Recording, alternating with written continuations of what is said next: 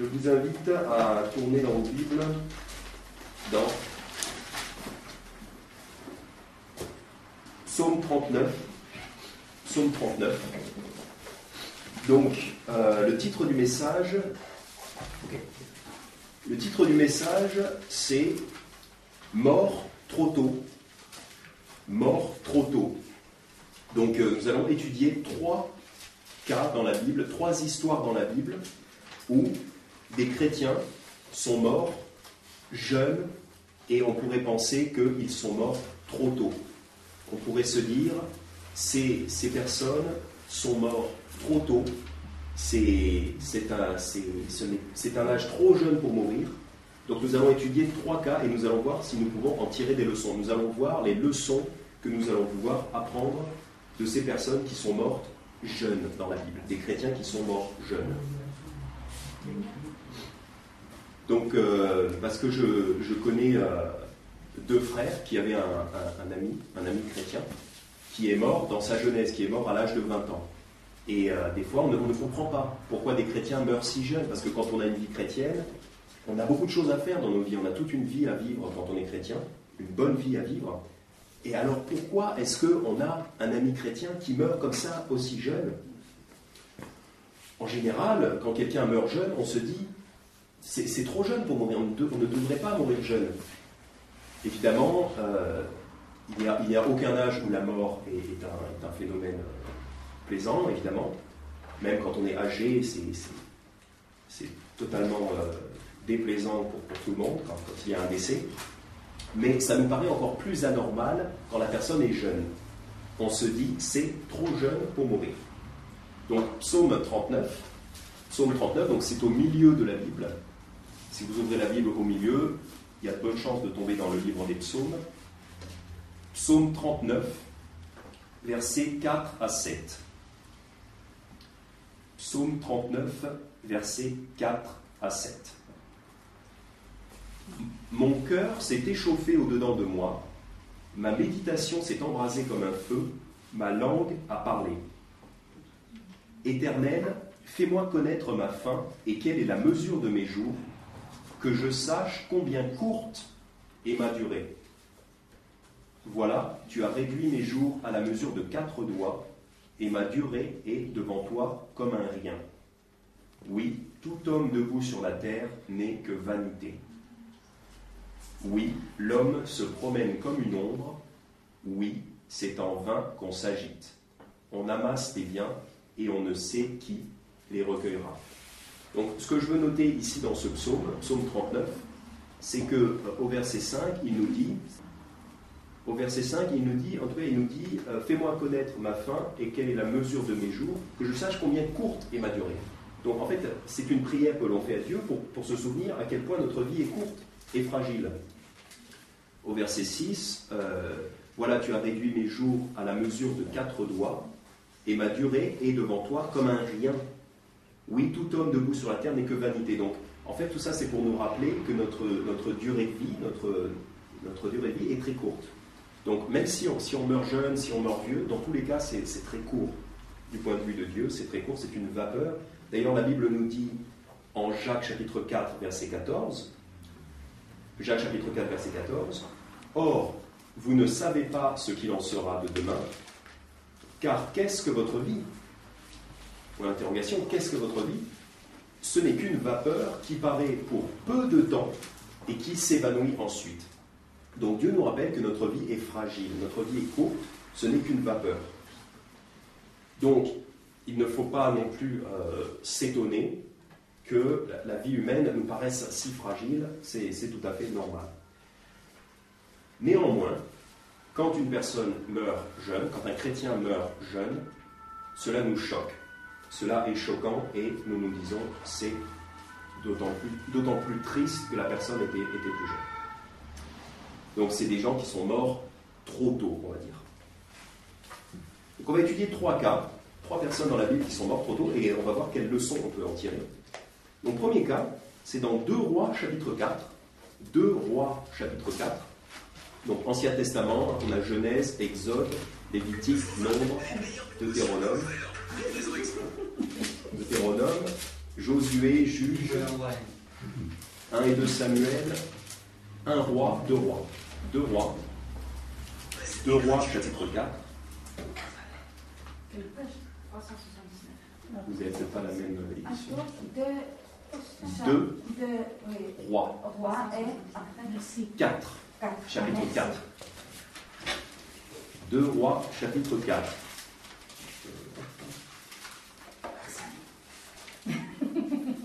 Verset 8. 2 rois, chapitre 4, verset 8. Donc là, c'est une personne qui va mourir jeune, comme ça, enfant. On va voir ça. Alors, je lis. 2 rois, chapitre 4, verset 8. Et il arriva un jour qu'Élisée passa à Sunem, donc c'est une ville, et il y avait là une femme riche qui le retint à manger le pain chez elle. Et toutes les fois qu'il passait, il entrait là pour y manger le pain. Et elle dit à son mari, « Voici, je reconnais que cet homme qui passe toujours chez nous est un saint homme de Dieu. Faisons, je te prie, une petite chambre haute, et mettons-lui là un lit, une table, un siège et un chandelier. Quand il viendra chez nous, il s'y retirera. » Donc cette dame veut faire preuve d'hospitalité envers un homme de Dieu. C'est une bonne chose. Verset 11. Étant donc un jour venu là, il se retira dans cette chambre haute et y reposa. Et il dit à Géasi, son serviteur, appelle cette Sunamite. Géasi l'appela et elle se présenta devant lui. Alors il dit à Géasi, dis-lui, je te prie, voici, tu as pris pour nous tous ces soins, que pourrait-on faire pour toi? As-tu à parler au roi ou au chef de l'armée? Elle répondit, j'habite au milieu de mon peuple. Il dit donc, que faire pour elle? Donc elle ne veut pas nécessairement parler au roi ou au chef de l'armée. Donc, que faire pour elle? Que faire pour récompenser cette dame qui fait du bien, donc qui fait preuve d'hospitalité envers l'homme de Dieu? Que faire pour elle? Et Géasi répondit, mais elle n'a pas de fils et son mari est vieux. Donc nous savons, la Bible nous le révèle, que les dames veulent avoir des enfants. C'est naturel, c'est biologique. Les femmes aiment avoir des enfants et veulent avoir des enfants. Et d'ailleurs, dans la Bible, souvent, les femmes sont tristes quand elles n'ont pas d'enfants. Donc là, il voit que cette dame n'a pas d'enfant. Alors, verset 15, alors il dit, appelle-la, et il l'appela, et elle se présenta à la porte. Et il lui dit, l'année qui vient, en cette même saison, tu embrasseras un fils. Donc, tu obtiendras un fils. Et elle répondit, non, mon Seigneur, homme de Dieu, ne mens point à ta servante. En fait, au fond de son cœur, elle veut un fils, et on lui promet un fils, on lui promet que par miracle, Dieu va lui donner un fils. Et elle n'ose pas croire à ça, parce qu'elle espère tellement avoir un fils qu'elle ne veut pas être déçue. Elle ne veut pas être déçue, donc elle n'ose même pas croire à cette chose joyeuse qui est pour elle. Elle n'ose pas croire à ça. Elle dit, non, mon Seigneur, homme de Dieu, ne mens point à ta servante, parce qu'elle ne veut pas que son cœur soit brisé si jamais elle était déçue. Verset 17. Or, cette femme conçut et enfanta un fils 1 an après, dans la même saison, comme Élisée le lui avait dit. Donc, le prophète de Dieu a fait une promesse, et Dieu a fait un miracle, et a donné un fils à cette femme qui n'osait même pas y croire, mais on lui a donné un fils. Donc, le fils tant désiré arrive, la dame est probablement extrêmement réjouie. Verset 18. Et l'enfant étant devenu grand, donc on imagine plusieurs années après, et c'est toujours un enfant, il est toujours jeune, c'est toujours un enfant. Et l'enfant étant devenu grand, il arriva qu'il sortit un jour pour aller vers son père auprès des moissonneurs. Et il dit à son père, ma tête, ma tête. Et le père dit au serviteur, porte-le à sa mère. Donc il a mal, il se plaint d'une douleur à la tête. Le père dit à son serviteur, porte-le à sa mère. On ne sait pas si le père, il aime vraiment beaucoup son enfant, vu comment il... Verset 20, il le porta donc et l'amena à sa mère, et il demeura sur les genoux de sa mère jusqu'à midi, puis il mourut. Donc c'est pour ça que c'est notre premier exemple de jeunes personnes qui meurent trop tôt, qui meurent de façon prématurée dans la Bible. C'est cet enfant, l'enfant qui a été donné en récompense à cette dame par Dieu, et il meurt étant enfant. c'est extrêmement triste, parce que la dame a sûrement le cœur brisé. Elle n'osait pas y croire, et là, sa pire crainte est arrivée, son enfant est mort. Donc c'est très triste.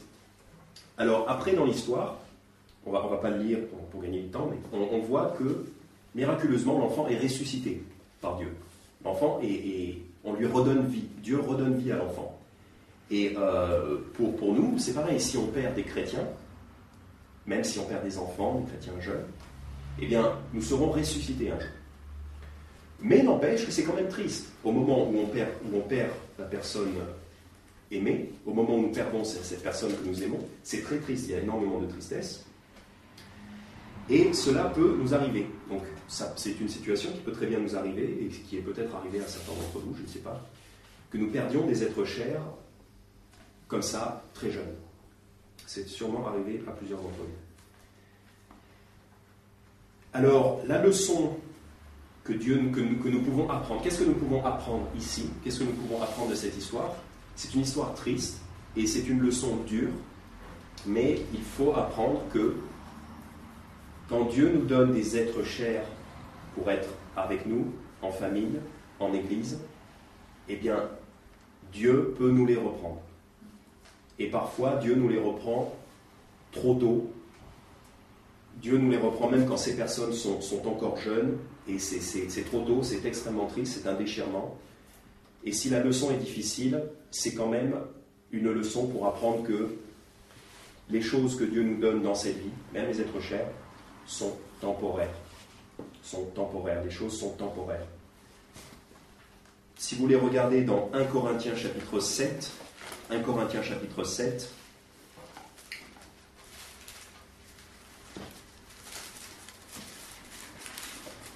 donc là c'est un exemple extrême, hein. Il meurt, il est enfant. Donc c'est beaucoup plus triste parce qu'il est enfant. Mais nous perdons des personnes âgées, nous perdons des frères et sœurs.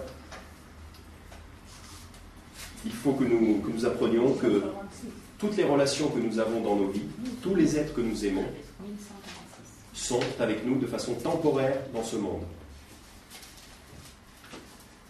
Si ce sont des personnes sauvées, si ce sont des chrétiens, ils seront avec nous pour l'éternité avec Dieu. Mais dans cette vie, il faut que nous nous souvenions que nos êtres chers sont temporaires. Donc 1 Corinthiens chapitre 7, verset 29, 1 Corinthiens 7, verset 29 à 31. Or, je dis ceci, frères, le temps est court désormais. Donc, on a peu de temps. On a peu de temps pour agir. Que ceux qui ont une femme soient comme s'ils n'en avaient point. Ceux qui pleurent, comme s'ils ne pleuraient pas. Ceux qui sont dans la joie, comme s'ils n'étaient point dans la joie.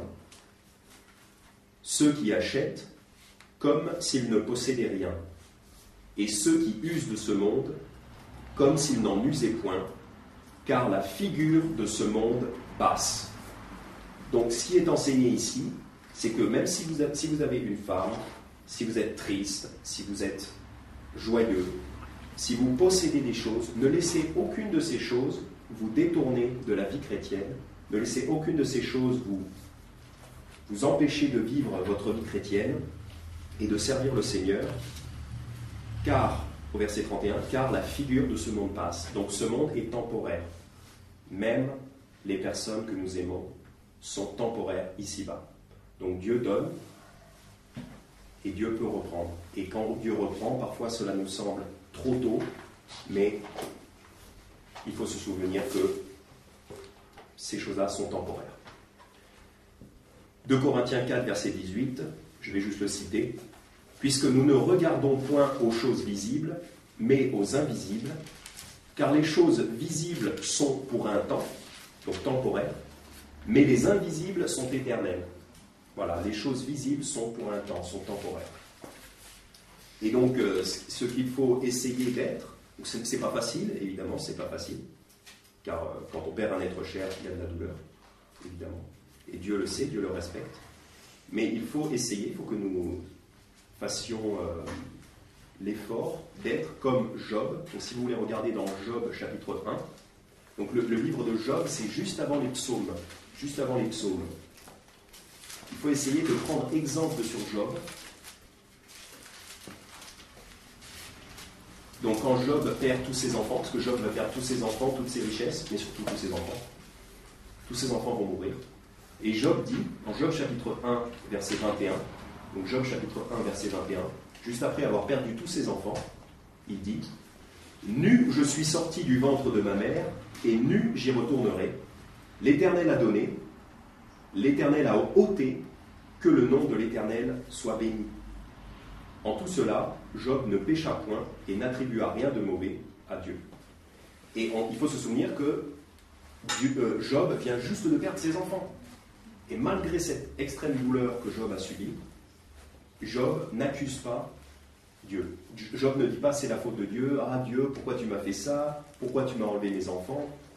Même s'il est très triste, il n'accuse pas Dieu de lui avoir enlevé ses enfants. Et il dit, voilà, au verset 21, l'Éternel a donné, donc même mes enfants, l'Éternel m'a donné des enfants, l'Éternel a donné, l'Éternel a ôté, donc l'Éternel a repris ses enfants.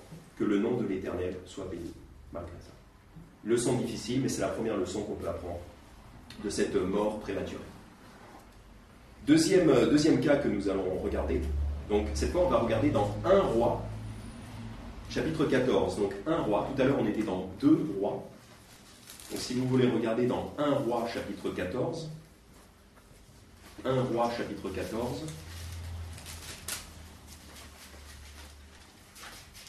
1 Roi, chapitre 14, donc là, il y a un roi maléfique sur Israël. C'est un roi qui a été certes établi par Dieu pour régner sur la nation d'Israël, mais c'est un homme maléfique. Donc ce n'est pas un chrétien. Le roi Jéroboam est un homme maléfique. Nous allons lire en 1 Roi, chapitre 14, au verset 1, il est dit « En ce temps-là, Abijah, fils de Jéroboam, devint malade. » Donc le contexte c'est ça, le fils du roi méchant est malade. Et ensuite, Dieu envoie un message à Jéroboam, et on va lire au verset 7. Donc voici ce que Dieu dit à Jéroboam. Va, dit à Jéroboam, ainsi a dit l'Éternel, le Dieu d'Israël, parce que je t'ai élevé du milieu du peuple et que je t'ai établi pour conducteur de mon peuple d'Israël, donc que Dieu a établi cette personne pour être roi. Verset 8, et que j'ai déchiré le royaume de la maison de David et te l'ai donné, mais que tu n'as point été comme David, mon serviteur, qui a gardé mes commandements et marché après moi de tout son cœur, ne faisant que ce qui est droit devant moi, et que tu as fait plus mal que tous ceux qui ont été avant toi, que tu t'en es allé et t'es fait d'autres dieux et des images de fonte pour m'irriter, et que tu m'as rejeté derrière ton dos.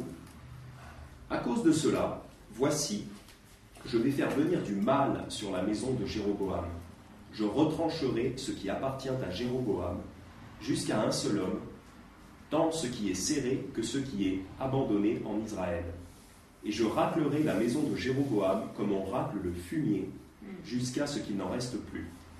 Donc, Dieu est tellement en colère contre la maison de ce roi méchant, ce Jéroboam, il est tellement énervé par ses mauvaises actions, parce que c'était un roi très, très maléfique, qu'il les considère comme du fumier. Il dit, voilà, je vais vous racler comme du fumier pour nettoyer cette méchante famille. Et il dit qu'il va retrancher, c'est-à-dire enlever, et en fait ça veut dire tuer, il va éliminer tout ce qui appartient à Jéroboam, donc toute sa famille, comme on racle le fumier, jusqu'à ce qu'il n'en reste plus. Donc c'est-à-dire vraiment enlever toute sa famille. Verset 11, celui de la maison de Jéroboam qui mourra dans la ville, les chiens le mangeront. Les chiens le mangeront parce qu'il n'y a aucun homme qui voudra les enterrer, tellement c'était des gens maléfiques. Les chiens le mangeront, et celui qui mourra au champ sera mangé par les oiseaux des cieux. Car l'Éternel a parlé. Donc un châtiment très sévère contre ces gens-là.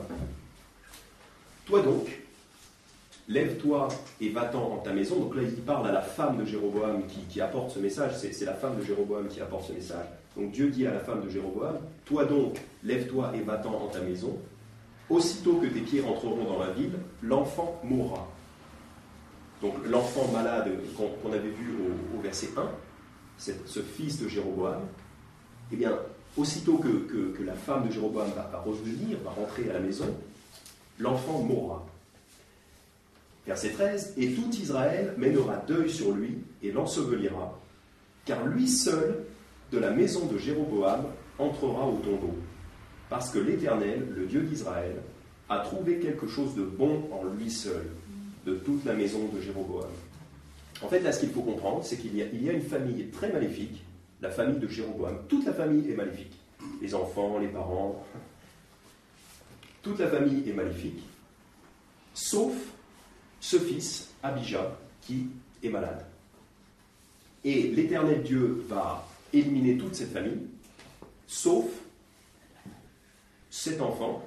En fait, cet enfant ne sera pas éliminé par Dieu, mais cet enfant va mourir plus tôt, va mourir de sa maladie, et il sera enseveli au tombeau. Pourquoi ? Parce que l'Éternel, le Dieu d'Israël, a trouvé quelque chose de bon en lui seul, de toute la maison de Jéroboam. En fait, c'est le seul de la famille qui est sauvé. Même si c'est dans l'Ancien Testament, donc ce n'est pas dit directement, mais il est dit que Dieu a trouvé quelque chose de bon en cette personne, en cet enfant. Et pour que Dieu trouve quelque chose de bon en quelqu'un, il faut que cette personne soit pardonnée par Jésus-Christ. Sinon, il n'y a rien de bon en une personne. Il faut que la personne soit sauvée pour que Dieu puisse trouver quelque chose de bon en cette personne. Donc cet enfant est sauvé. C'est pour ça que Dieu lui fait miséricorde quelque part. Donc cette mort prématurée, cette mort d'enfant, même si on peut voir ça, on se dit, bon, c'est triste qu'un enfant meure, mais c'est une façon que Dieu a de faire miséricorde à cet enfant, car tout le reste de la famille va être éliminé. En fait, cet enfant est quelque part, sa mort, quelque part, le sauve de subir le même sort que tout le reste de sa famille méchante. En Ésaïe 57, si vous voulez regarder Ésaïe 57, Ésaïe chapitre 57,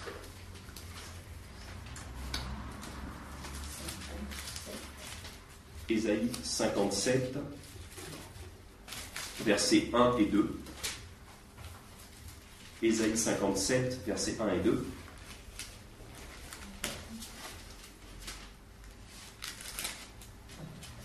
Ésaïe 57, versets 1 et 2. Le juste meurt. Donc le juste, c'est quelqu'un qui est sauvé, c'est un chrétien qui croit en Jésus-Christ. Le juste meurt et personne n'y prend garde. Les gens de bien sont recueillis sans que nul comprenne que le juste est recueilli devant le mal. Il entre dans la paix. Ils se reposent sur leurs couches, ceux qui ont marché dans le droit chemin. Ceux qui ont marché dans le droit chemin, c'est-à-dire ceux qui ont été chrétiens. Voilà. Les chrétiens, c'est eux qui marchent dans le droit chemin. C'est les chrétiens. Donc là, il est dit, le juste meurt et personne n'y prend garde. Les gens de bien sont recueillis. Car quand un chrétien meurt, en fait, ce n'est pas vraiment une tristesse, mais c'est quelqu'un qui entre dans son repos, dans un repos. C'est quelqu'un qui est recueilli vers son Père Céleste. Et donc finalement, c'est un repos, c'est un soulagement. C'est presque un soulagement de mourir pour un chrétien. Nous allons voir ça plus tard. C'est presque un soulagement. Verset 2, il entre dans la paix. Et c'est ça qui est arrivé à ce jeune, cet enfant que nous avons vu. C'est un enfant qui est mort de sa maladie et il est entré dans la paix. Il est entré dans la paix. Donc Ésaïe 57, verset 2, il entre dans la paix. Ils se reposent sur leur couche, c'est-à-dire sur leur lit, ceux qui ont marché dans le droit chemin. Donc voilà, il faut comprendre que cette mort prématurée, cette mort d'un enfant, eh bien, c'est peut-être un acte de miséricorde de Dieu. Dieu permet que cet enfant soit recueilli dans la paix pour se reposer. Si vous voulez regarder dans 2 Corinthiens chapitre 5, 2 Corinthiens chapitre 5,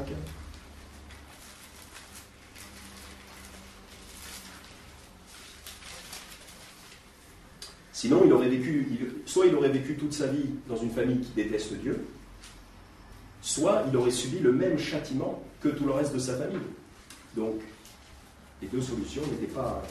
Et là, il meurt, il est recueilli pour être dans le repos. 2 Corinthiens chapitre 5, verset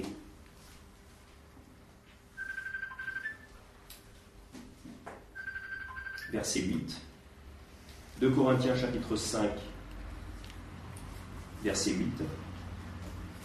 Mais nous sommes pleins de confiance et nous aimons mieux quitter ce corps et demeurer auprès du Seigneur. Voici ce que dit l'apôtre Paul, et c'est ce que souvent nous, on peut ressentir aussi. Quand on est fatigué de la vie, quand on a subi des tristesses, des douleurs, ou qu'on a des difficultés dans la vie, souvent on peut penser peut-être que on aimerait bien mourir. Et parce que nous savons, nous chrétiens, que quand nous mourrons, directement nous sommes avec le Seigneur. C'est ce que dit la Bible.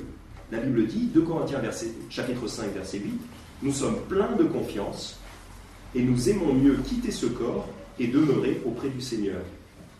Parce que immédiatement, quand nous mourrons, nous allons directement auprès du Seigneur et là nous sommes dans la paix. Donc, quelque part, cette mort d'un enfant en qui Dieu a trouvé du bien, c'est-à-dire d'un enfant sauvé, même si elle est triste, elle peut être triste pour les personnes pour la famille, eh bien, cette personne entre dans le repos. Nous aimons mieux quitter ce corps et demeurer auprès du Seigneur. Voilà ce que pensait l'apôtre Paul.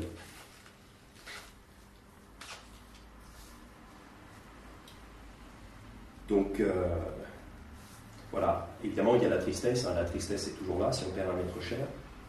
Mais nous savons, car nous connaissons la vérité spirituelle, nous savons qu'un chrétien meurt, un chrétien qui meurt, entre directement au paradis, entre directement dans le repos.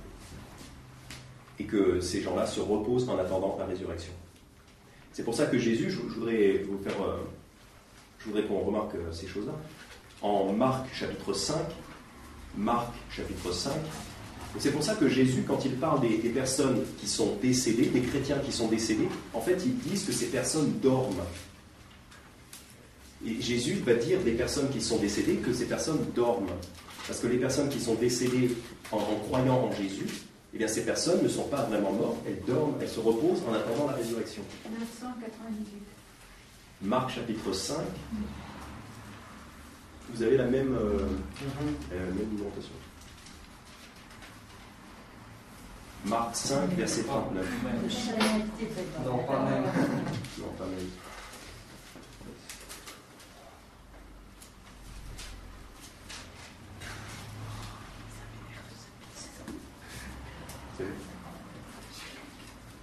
Donc, Marc chapitre 5, verset 39. Donc, il y a une jeune fille qui est. Donc, elle est morte. Nous on la verrait, elle est morte. Elle ne respire plus. Voilà, on dirait elle est morte. Mais elle croyait en Christ. Et son père va vers Jésus pour que Jésus fasse un miracle et lui redonne la vie. Ce qui est normal, puisque Jésus fait ces choses-là. Donc, Jésus entre dans la pièce où la jeune fille est couchée donc, sur un lit, donc nous on dirait qu'elle est morte. Verset 39, Marc chapitre 5, verset 39, et étant entré, il leur dit, « Pourquoi faites-vous ce bruit et pourquoi pleurez-vous? L'enfant n'est pas morte, mais elle dort. » Et pourtant, elle est morte. Et nous, on dirait qu'elle est morte. Et quelque part, physiquement, elle est morte. Mais Jésus voit le côté spirituel, et Jésus sait que cette personne-là est vivante, puisque son esprit est vivant, c'était une croyante en Jésus-Christ, même si c'était une enfant qui croyait en Jésus-Christ. Donc Jésus la voit, Jésus n'est pas triste, puisque Jésus sait que cette personne ressuscitera. Cette personne ne fait que se reposer en attendant la résurrection. Alors, évidemment, Jésus comprend que nous soyons tristes, évidemment. Mais lui, il voit le spirituel, donc c'est pas pareil. Et il faut essayer, nous aussi, de voir ce côté spirituel. Jean chapitre 11, versets 11 à 14, donc là c'est quelque chose d'un petit peu similaire. Jean chapitre 11, c'est un exemple similaire.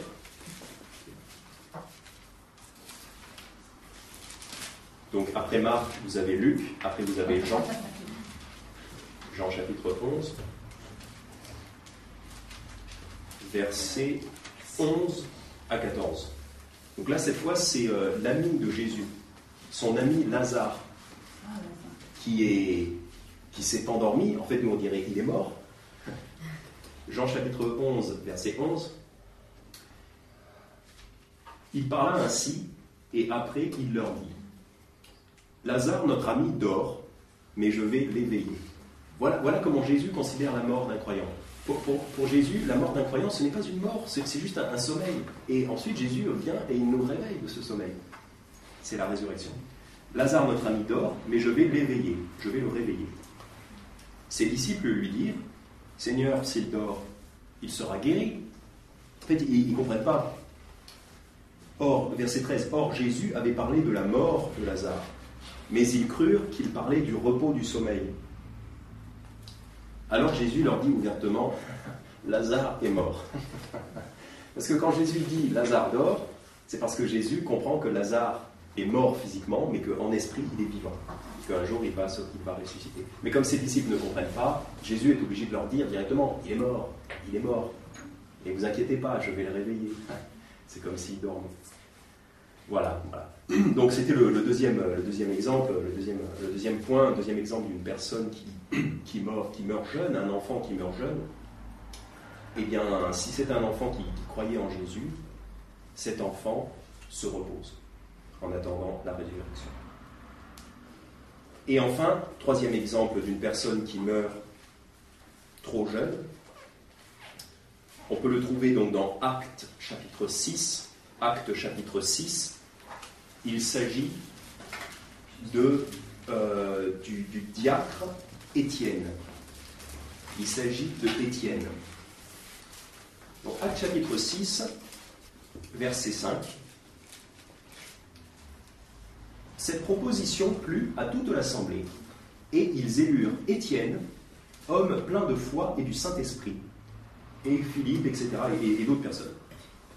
Mais surtout, on s'intéresse à Étienne. Donc, il est dit de Étienne, au verset 5, que c'est un homme plein de foi et du Saint-Esprit. Donc, c'est un bon chrétien.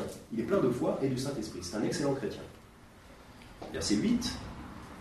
Or, Étienne, plein de foi et de puissance, pas par lui-même, mais parce que Dieu lui permet d'avoir cette puissance. Or, Étienne, plein de foi et de puissance, faisait de grands prodiges et de grands miracles parmi le peuple. Donc là, nous avons un homme qui, on ne sait pas quel âge il a, mais on imagine qu'il est jeune. Il n'est peut-être pas très jeune, peut-être pas, on ne connaît pas son âge. Mais quoi qu'il en soit, c'est un homme qui semble promis un très bel avenir dans la chrétienté. Il est plein de foi et de puissance. Donc on se dit, Étienne va voyager, va fonder des églises, va enseigner la Bible à plusieurs endroits. En fait, on se dit, Étienne va faire comme l'apôtre Paul. Étienne est un homme qui va faire de grandes choses pour Dieu. Et donc Étienne semble promis à une vie chrétienne pleine de succès. Pourtant, à la fin de son discours, donc ensuite Étienne fait un discours au chapitre 7, donc si vous voulez regarder Acte 7, verset 57, donc Acte 7, c'est tout le discours d'Étienne. Étienne fait de l'évangélisation, Étienne veut convertir les Israélites qui sont là présents.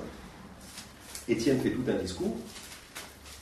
Donc en Acte 7, commençons à lire au verset 57, donc juste après que Étienne ait fini son discours, verset 57, alors eux, donc les gens qui sont en train de l'écouter, alors eux, poussant de grands cris, se bouchèrent les oreilles et se jetèrent tous ensemble sur lui. Voilà à quel point ils ne veulent pas l'écouter. C'est vraiment des gens qui n'aiment pas du tout la parole de Dieu. Et se jetèrent tous ensemble sur lui, et le traînant hors de la ville, ils le lapidèrent, c'est-à-dire ils le tuent en lui jetant des cailloux dessus, des pierres dessus. Et les témoins mirent leur manteau aux pieds d'un jeune homme nommé Saül. Et pendant qu'ils lapidaient Étienne, ils priaient et disaient « Seigneur Jésus, reçois mon esprit. » Puis, s'étant mis à genoux, il cria d'une voix forte « Seigneur, ne leur impute point ce péché. » Et ayant dit cela, il s'endormit. Là encore, la Bible nous dit qu'il s'endormit parce qu'en fait, comme il croit en Jésus, il entre directement au paradis, il entre directement dans le repos du Seigneur. Donc il meurt, en fait, il meurt. Mais la Bible nous dit qu'il s'endort. Et donc, Étienne est tué juste après avoir fait ce discours. Alors on se dit, mais c'est oh là là, mais quel malheur, un homme qui est promis un bel avenir chrétien, enfin une belle vie chrétienne productive pour le Seigneur, il se fait tuer. Alors pourquoi ?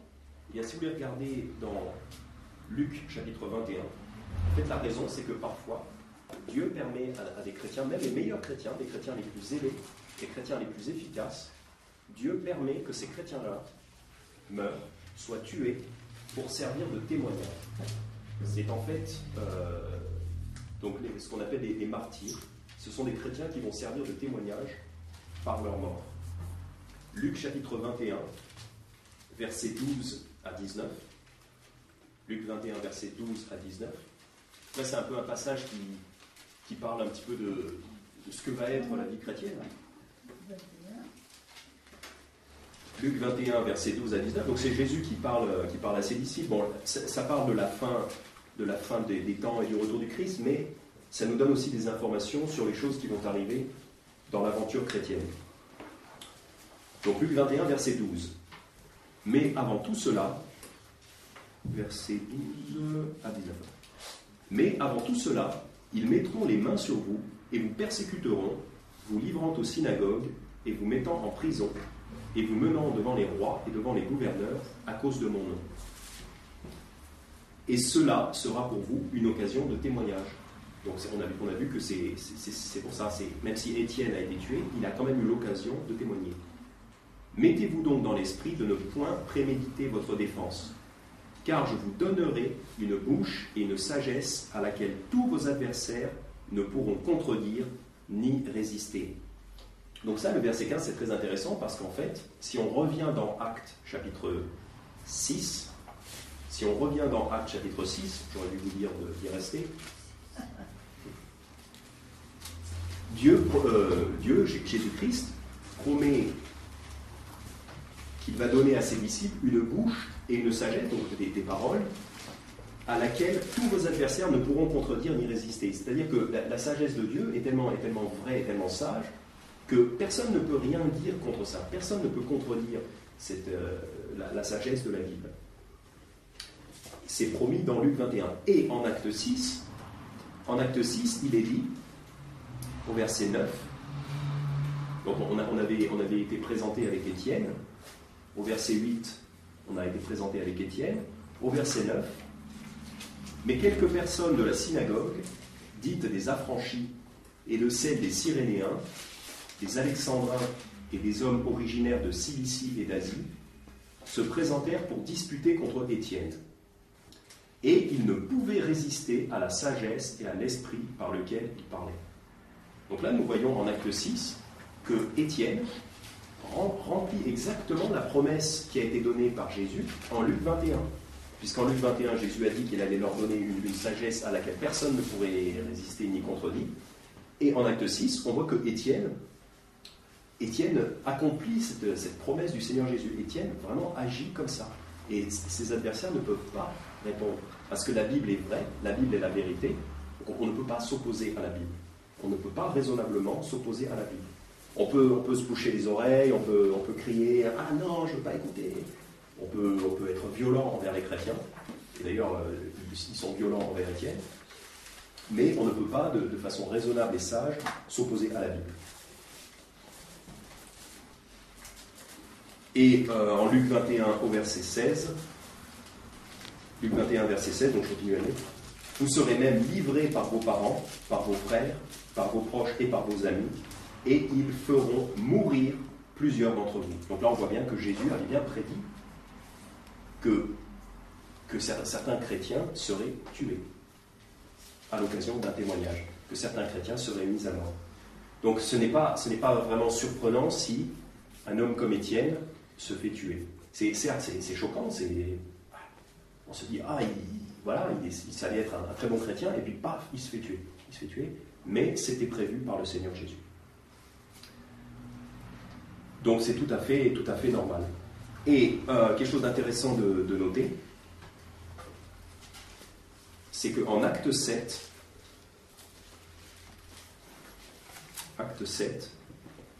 au verset 58, donc on a lu, Acte 7, verset 58, et le traînant hors de la ville, ils le lapidèrent, donc ils tuent Étienne se fait tuer, et les témoins mirent leur manteau aux pieds d'un jeune homme nommé Saül. C'est très important, c'est très intéressant de noter que Saül était présent pour assister à la mort de Étienne. Et au chapitre 8, au verset 1, il est dit « Or, Saül avait consenti à sa mort ». Donc Saül était un témoin, était un spectateur de la mise à mort de Étienne. Et en fait, cela a probablement eu un très grand effet sur Saül, car nous savons que ce même Saül est devenu l'apôtre Paul, le célèbre apôtre Paul qui a fait tant de grandes œuvres pour Dieu. Au départ, auparavant s'appelait Saül, et il était présent, il était témoin devant le meurtre de Étienne, et il était d'accord avec ça, il avait consenti, c'est-à-dire il était d'accord pour tuer Étienne. Il était témoin et il était d'accord. Et on voit qu'ensuite Saül se convertit, il change son nom, il se fait appeler Paul, et en fait on peut supposer que cette mort en martyr de Étienne a eu un grand effet sur Saül, qui est ensuite devenu Paul, et qui a fait de grandes œuvres pour Dieu. Donc Étienne n'est pas mort en vain, il est mort en donnant un puissant témoignage en faveur de Jésus-Christ, et d'ailleurs c'est un témoignage enregistré dans la Bible, donc c'est un témoignage extraordinaire. Et en plus, il a probablement grandement influencé l'apôtre Paul pour motiver l'apôtre Paul à évangéliser et à faire toutes les grandes œuvres que nous savons qu'il a fait. Et en plus, on peut noter en Acte 7, verset 55, donc que je n'avais pas lu, mais que je vais lire maintenant. Acte 7, verset 55. On va lire plutôt verset 54. Donc à la fin du discours de Étienne. Entendant ces paroles, donc les gens qui ont entendu les paroles de Étienne, entendant ces paroles, ils étaient transportés de rage en leur cœur, et ils grinçaient les dents contre Étienne. Donc ils sont énervés par l'évangile, ils sont énervés par la prédication de l'évangile, mais remplis du Saint-Esprit et les yeux attachés au ciel, il vit la gloire de Dieu et Jésus debout à la droite de Dieu. Donc c'est comme si Jésus se tenait debout pour accueillir cette personne-là qui est en train de faire un témoignage magnifique. Bien qu'il va se faire tuer, Jésus se tient debout comme s'il voulait le féliciter. Quand on se tient debout devant quelqu'un, ou quand on se lève devant quelqu'un, c'est une marque de respect. Si quelqu'un entre, c'est bien par respect de se lever pour saluer cette personne. C'est une marque de respect. J'ai l'impression je crois que Jésus fait preuve de respect envers Étienne. Parce que Étienne a vraiment fait quelque chose de magnifique. Verset 56, et il dit, « Voici, je vois les cieux ouverts et le Fils de l'homme debout à la droite de Dieu. » Donc Étienne, à la fin de sa vie, a eu le privilège de voir les cieux ouverts. Ce que nous, on ne va pas voir comme ça n'importe quand, automatiquement. Voilà. Mais Étienne a eu ce grand privilège. Donc c'est bien la preuve que Étienne a vraiment fini sa vie, même s'il s'est fait tuer brutalement, il a vraiment fini sa vie chrétienne de façon extraordinaire, de façon héroïque. Et il a été très fortement récompensé par Dieu. Donc Étienne, en fait, même si il est mort donc, de façon prématurée, il est mort trop tôt, on pourrait penser qu'il est mort trop tôt, eh bien c'était une mort de chrétien vraiment accomplie. Voilà, c'était un chrétien accompli, et Étienne est au paradis. Il est très certainement, je suppose que Étienne est au plus haut au paradis. Dans les récompenses du Seigneur, Étienne est très très fortement récompensé. Car nous voyons tout ce qu'il a fait pour nous. Et le zèle qu'il a transmis à l'apôtre Paul, donc Étienne n'est pas du tout mort pour rien. On peut voir le zèle qu'il a transmis à l'apôtre Paul en Philippiens chapitre 1.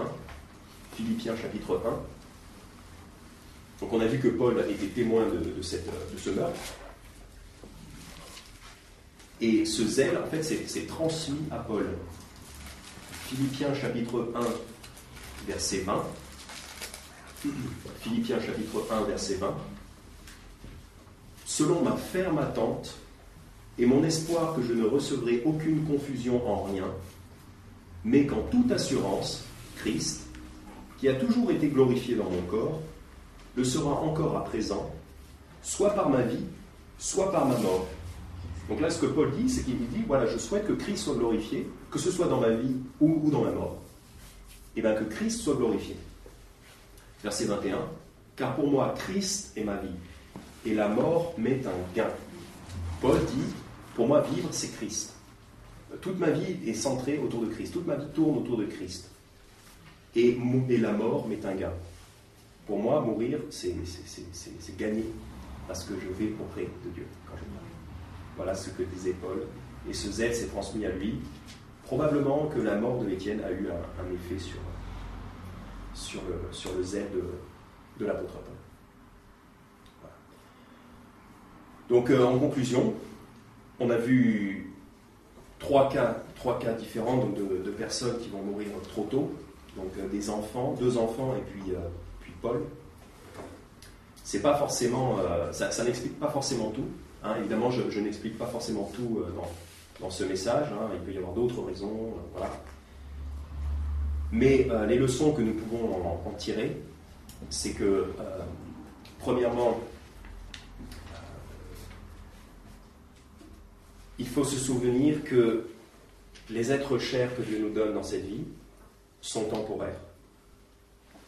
Même si c'est une leçon difficile, les êtres chers que Dieu nous donne dans cette vie sont temporaires. Si ce sont des chrétiens, nous les retrouverons au paradis, mais dans cette vie, ils sont temporaires. Deuxième leçon que nous pouvons apprendre, c'est que mourir pour un chrétien, ce n'est pas une chose si triste que ça. C'est plus triste pour ceux qui restent que pour ceux qui partent. Parce que Dieu nous dit, nous savons, nous croyons et nous savons, que quand nous mourrons en Jésus-Christ, nous ne faisons que nous endormir dans la paix et dans le repos, dans l'attente de la résurrection. Et enfin, dernière leçon, certains chrétiens peuvent être tués en martyr ou mourir trop tôt, mourir jeune, mais quand même, comme Étienne, avoir vécu une vie chrétienne complète et efficace. Donc voilà, ce n'est pas parce qu'un chrétien meurt jeune qu'il n'a pas pu vivre une vie chrétienne pleine et efficace.